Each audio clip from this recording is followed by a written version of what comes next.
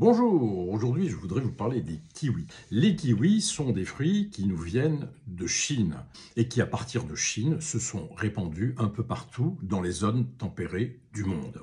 On trouve des kiwis naturellement en Chine, bien sûr, c'est le premier producteur mondial. On en trouve en Inde, on en trouve en Nouvelle-Zélande, c'est le deuxième producteur mondial. On en trouve aussi en France, en Italie. L'Italie est un grand exportateur de kiwis. On en trouve en Grèce, en Turquie, aux États-Unis, en Afrique du Sud. Pour vous dire que les kiwis ne viennent pas tous de Nouvelle-Zélande. Et que leur impact sur la production de CO2, à cause du transport, n'est pas si important que ça, pour peu que le kiwi vienne d'Europe.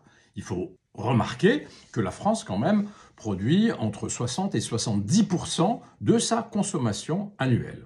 Pourquoi est-ce que le kiwi est intéressant? Eh bien, tout simplement parce qu'il est très riche en vitamine C. Un kiwi qui fait à peu près 100 grammes apporte quasiment la quantité recommandée journalière de vitamine C. Il contient aussi de la vitamine E et donc c'est un fruit qui est riche en antioxydants. Il contient aussi des caroténoïdes. Comme autre vitamine, il contient de la vitamine K, de la vitamine B9, donc bien sûr, prudence chez les gens qui prennent des antivitamines K, des anticoagulants, parce que les kiwis vont avoir une action contraire. Outre les vitamines, le kiwi est un fruit qui contient assez peu de sucre. Il contient environ pour 100 grammes, 11 grammes de sucre et il amène 60 calories par portion.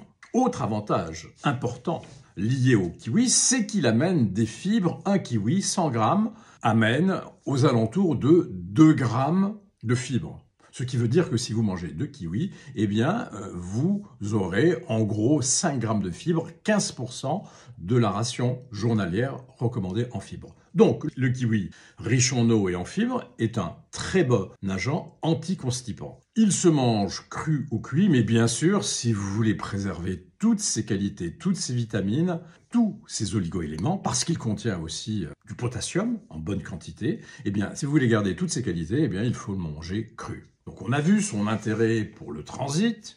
C'est un anticonstipant, son intérêt pour le cœur, parce qu'il contient du potassium et qu'il contient des antioxydants, et aussi, du fait de sa richesse en fibres, il permet de diminuer le mauvais cholestérol. C'est donc un fruit qui mérite toute notre attention, et certains chercheurs proposent que nous en mangions 2 à 3 par jour pour avoir un bon transit et pour avoir une bonne protection contre le cancer et contre les maladies cardiovasculaires. Merci de votre attention, à très vite.